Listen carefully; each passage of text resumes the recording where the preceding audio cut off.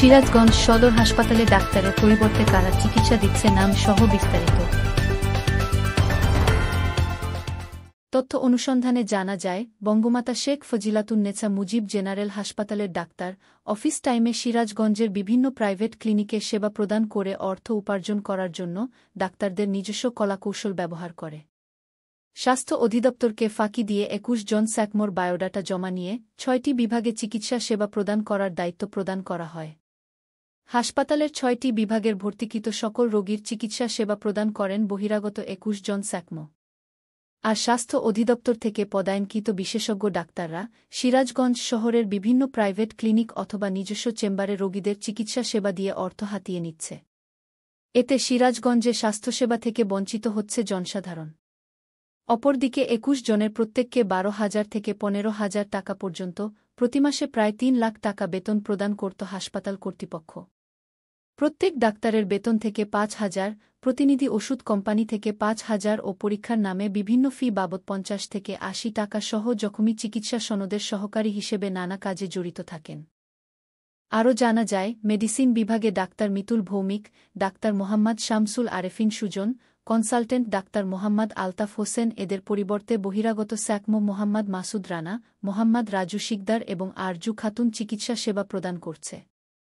Surgery বিভাগের কর্তব্যরত সহকারী রেজিস্ট্রার ডাক্তার মোহাম্মদ মুকুল হোসেন, ডাক্তার আব্দুল মোমিন ও কনসালটেন্ট ডাক্তার মোহাম্মদ আবু রায়হান ভূঁইয়া এদের পরিবর্তে বহিরাগত স্যাকমো মোহাম্মদ রাজীব হাসান, মোহাম্মদ সোলাইমান কবির, মোহাম্মদ কাউসার আহমেদ, মোহাম্মদ পলাশ, মোহাম্মদ আবদুল্লাহ ও কৃষ্ণকুমার চিকিৎসা সেবা প্রদান করছে। কার্ডিওলজি বিভাগের কর্তব্যরত সহকারী রেজিস্ট্রার ডাক্তার সুভাষ চন্দ্র, কনসালটেন্ট ডাক্তার সাজ্জাদ মাসুম এদের পরিবর্তে মোছাম্মদ মিতু খাতুন, মোহাম্মদ মনিরুল ইসলাম জনি, মোহাম্মদ সাজ্জাদ হোসেন, মোহাম্মদ সাব্বির হোসেন ও সৌরভ সাহা চিকিৎসা সেবা দিচ্ছেন। গাইনি বিভাগে doctor Farhana Khatun, doctor Afroza Khatun, doctor Banani Rani এর পরিবর্তে বহিরাগত স্যাকমো মোছাম্মদ লাকি খাতুন ও সঞ্জয় কুমার চিকিৎসা সেবা প্রদান করছে। গাইনি বহির্বিভাগে কর্তব্যরত ডাক্তার তাহমিনা আক্তারের পরিবর্তে বহিরাগত স্যাকমো শ্যামলী খাতুন চিকিৎসা সেবা দিয়ে আসছেন।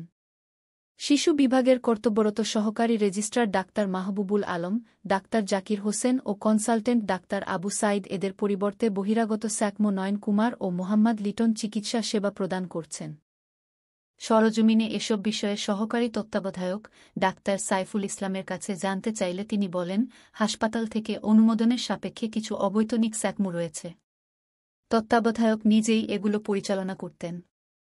বেতন পদ্ধতি, প্রতিষ্ঠান কর্তৃক অনুমোদনপত্র, কার্যপরিচালনা পদ্ধতি বিষয়ে জানতে চাইলে তিনি এড়িয়ে যান এবং বড়বাবু সব জানে বলে তাকে দেখিয়ে দেন।